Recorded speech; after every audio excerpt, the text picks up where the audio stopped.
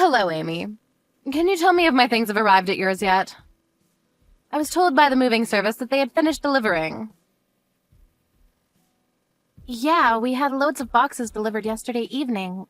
What was all that? David said he called you, but you wouldn't tell him what you'd sent us. If they've arrived safely, then that's all that matters. You haven't opened any of them, have you? I don't want you going through what's inside. You're not allowed to touch anything. David told me you said you didn't want us opening them over the phone, so I haven't touched any of them. But what are they? There's so many boxes, and we had an extra delivery this morning. I hope that's the last of them, because we really can't take any more. What are we supposed to do with them? We don't have the space to store them, and it's become more difficult to move around because they're all stacked up in the hallway. We can't keep them like this. What do you want us to do with them? It's fine, don't worry about it. You don't have to do anything with them. You have a spare room next to the living room, right? Just put them in there. That's all you have to do for me. Excuse me? Mary, I can't do that, and you can't just decide that for us. We're already using that room for something else. We can't use it for storing your things. Even if you are my mother-in-law. I'm sorry, but everything's still in the hallway, ready to be moved, so I'd be grateful if you'd have them cleared away soon. Don't worry, I'll be there soon. I'll tidy everything away myself, so you don't have to do anything. Everything will be out of the boxes and tidied away in no time, so just leave everything as it is. I'm sorry, what? You're coming here to take everything out of the boxes? I don't understand. Why would you do that? I should be there this evening. I'm asking you why? To put away my things. I don't want you or my son going through my things, so I'll organize everything myself. You don't have to do anything. You should be happy that I'm willing to do it all by myself. I still don't understand. Why would you send all of your things all the way here to organize them? Can't you do that at home? Oh, didn't David tell you? I thought you already knew that I'm moving in with you. That's why I've sent all my things to yours. I'm looking forward to living with you both, and I hope that we can get on well. Have you already prepared my welcome party? You'll have to set one up to introduce me to the neighbors. Excuse me? I haven't heard anything about you moving in with us. Are you sure you're not mistaken? David already said no the last time you asked to move in with us, so why would he change his mind? And first of all, I haven't given my approval, so there's no way he would do something like this behind my back. We can talk about that when I arrive. I'll be there by this evening, so make sure you have something prepared for me by then. No, you can't just decide something like that by yourself and force it on us. We don't have anywhere for you to sleep, and like I've been saying, we don't have the space for your stuff. I'm sure there must be plenty of things you don't need or use that you can throw out. The room next to the living room gets a lot of sunlight, so I'd like to use that as my bedroom. If you can clear that room up for me, I can work on tidying my things away as soon as I arrive. It should be clean by the time I get there if you start right away. Oh, and I get back pain if the mattress isn't comfortable enough, so make sure that you get one that's meant specifically for back pain. I love the memory foam, but the cheap ones are too firm, so think carefully before you buy. I still haven't said that you can live with us. David hasn't told me anything, so I'm pretty sure that he hasn't given his permission either. And what is David's dad going to do? Is he going to live by himself? Are you splitting with him? I don't want to live with James anymore. I want to live with my son. You won't deny me that, will you, Amy? Will you welcome me into your home? I've got nowhere else to go. You can't just kick me out into the street when I'm begging this much. What time do you think you'll be here? I'm gathering up the last of my things, so I should be able to leave the house soon. I'll be there by this evening. According to the train timetable, my train should reach the station around 4 p.m., so would you pick me up? I've got a lot of things to carry, and I don't know the way from the station. Can you come and get me at 4? Thank you, I'm going to go get ready. Mary, you can't come and live with us. Like I told you, we don't have anywhere for you to sleep. The room you're talking about isn't available, and we can't throw things out just because you need a place to stay. You can't decide this and guilt-trip me into letting you stay. But David already said that it would be okay. If he gave the all-clear, then there's no reason why I should ask for your permission. You should listen to what your husband says if you want to be a good wife. Do you understand? Do as David says or he'll start hating you. David told me that he never said it was okay. He says that he already told you couldn't move in with us. If you're going to insist, then I'll check with him again. But even if he does say it's okay, please know that I'm not okay with it. This is my house as well as his, and I won't agree to living with you. Why not? Why does it matter so much whether one person is living in your house or not? I won't take up that much space, and it's not like you have children to raise. What on earth could be the problem? Can't you pity your own mother-in-law and be generous enough to take care of her in her old age? It's not like it'll cost you that much money. You should be happy to live with me. I'm your husband's mother. So you want us to pay for everything while you stay with us as well? That makes it even more difficult for me to let you stay here. We don't have an infinite supply of money or space. Please don't be unreasonable. You're the one that's being unreasonable. You married my son. You should be the one taking care of me anyways. It's your job to take care of me. I just called David and he tells me that he never gave you permission to stay with us. He says that he made it clear that you can't move in with us. Who should I believe? My own husband or someone who's lying for her own convenience? Oh, really? I don't remember that. I heard him say that it was okay. That's not an excuse for you to try to force your way into our home. You don't have to phrase it like that.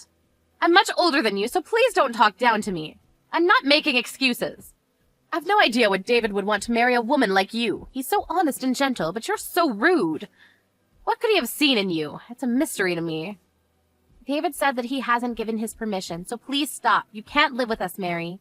We'll send your things back as soon as we can. It'll be a problem for me if you do that. I'm leaving this house and I'm not coming back. I don't want to live here with this man anymore. You're free to leave James if that's what you want, but you can't come here. You can't stay here and you'll have to find somewhere else. Mary? Mary? Please don't ignore my messages. Amy? Hello? Call not answered. Call not answered. Amy, where are you going? I've been waiting for 15 minutes. I told you I would arrive at 4 p.m., so why aren't you here to pick me up? What are you doing? Answer my calls!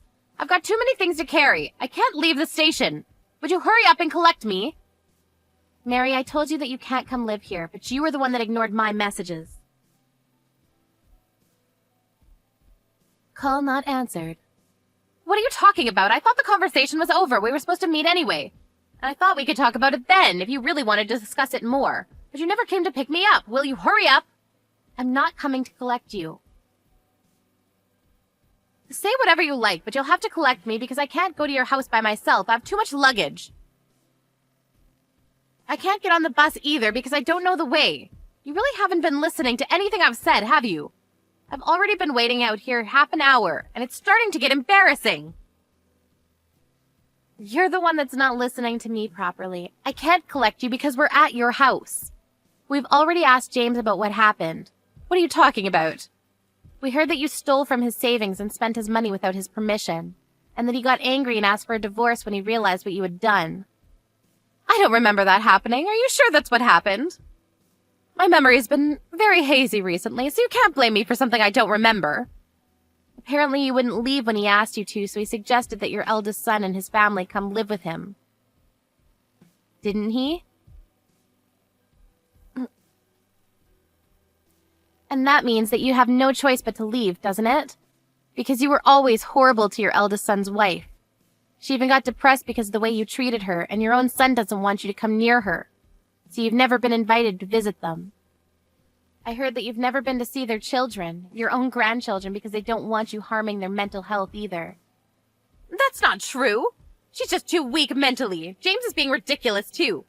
How can he choose his daughter-in-law over his own wife? He told me to leave because I stress her out.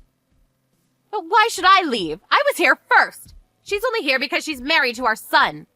I think he's being fair. What did you say? James asked you for a divorce and asked you to leave because you spent his savings, but you wouldn't leave. I think it's only normal that he would prioritize the feelings of his daughter-in-law over you. If anything, you're lucky he hasn't been more harsh on you. You're lucky he hasn't forced you out and made you homeless. He could have done that whenever he wanted.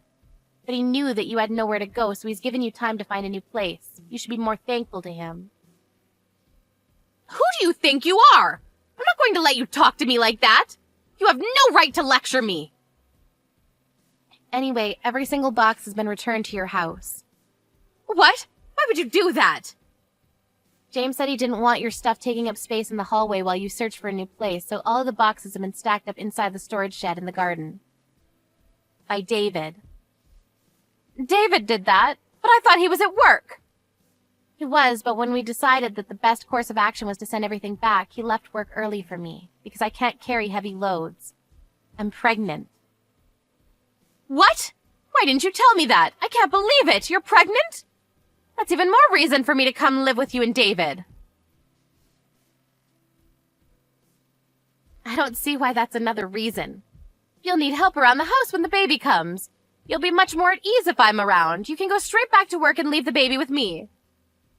We're fine. When we're closer to the due date, my mom will be coming to stay with us for a while. She raised 4 children, so she'll be a great help. And I respect her as a mother. And I've already raised 2 fine boys. I raised the man you're married to, so that says something. You'll need someone like me around. I heard from David's dad that you haven't been helping with any of the housework these past few years, and you spend most of your time fawning over a young actor that you recently became a fan of. I don't think I can trust someone who's spent her spouse's savings on buying fan merchandise, and doesn't even feel guilty about it. I don't trust you enough to leave you alone in my home with my child. Why do you know about that? I haven't told David any of that. I heard from James when I asked him how things were going. And when David was moving the boxes, he had to open the heavier ones to lighten the load. We saw that it was filled with magazines, CDs, and DVDs. You must have spent a lot of James's money considering the amount of boxes that were filled to the brim. You opened them? I specifically told you not to touch my things. If you've broken anything, I'll have you reimbursing me. I can't believe you would touch my things without my permission.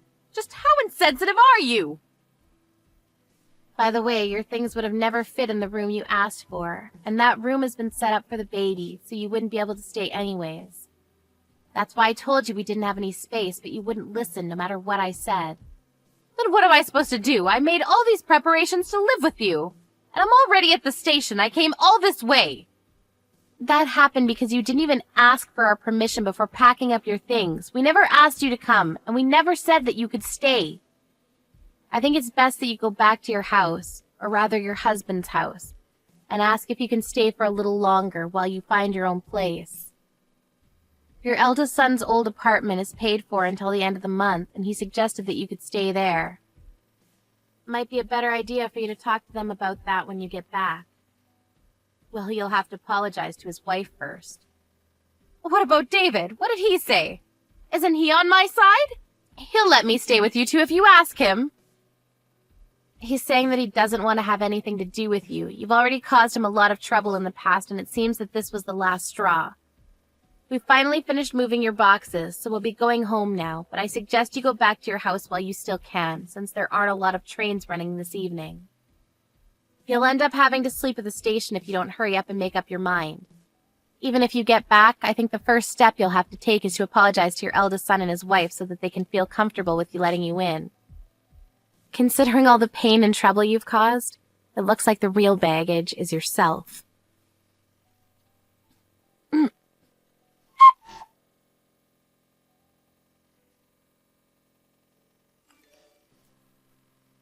A few days later, Mary ended up having to carry all her luggage back home the way she came. She returned, but by the time she got there, her husband, son, daughter-in-law, and grandchildren were all having dinner. They didn't even let Mary in. But Mary had nowhere else to go, so she finally acknowledged what she had done to her daughter-in-law up until now and apologized to her. She was allowed back into the house under the condition that she would leave the next day.